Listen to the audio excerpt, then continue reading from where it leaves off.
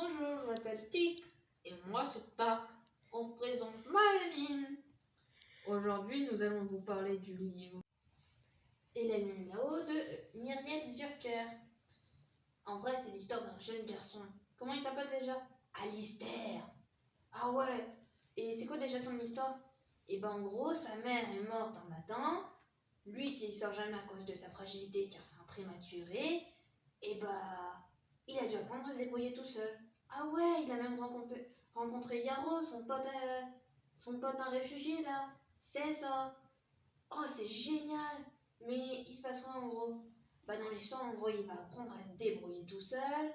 Il va même sauver un bébé d'un incendie. Mais c'est pas son pote Yaro qui fait ça? Si, mais en fait, Yaro se précipite dans le feu pour sauver Alistair. Et du coup, Alistair, qui avait un bébé et un chien dans ses bras, bah, Yaro lui prend le bébé. Et en fait, une femme à l'extérieur crie pour sauver son petit. Et à ce moment-là, Yaro et Alistair sortent. Yaro avec le bébé, Alistair avec le chien qui a crevé. Et Alistair n'est pas élu héros en gros, parce que c'est Yaro l'héros.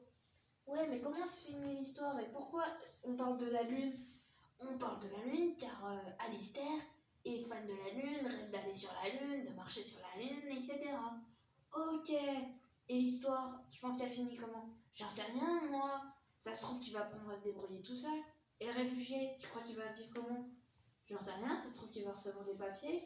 Après, tu penses qu'ils vont se faire des potes dans leur monde?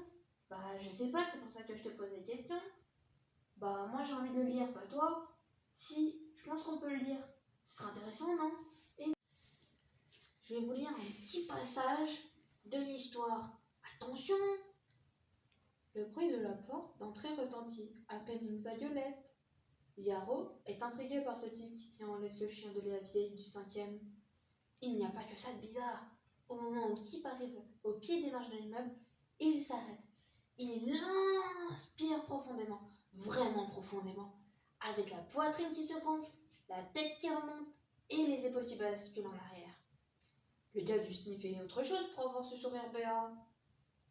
L'homme s'est accroupi et caresse l'herbe, une vraie caresse. Il passe sa main à la surface de la pelouse en fermant les yeux. Yaro pousse un soupir.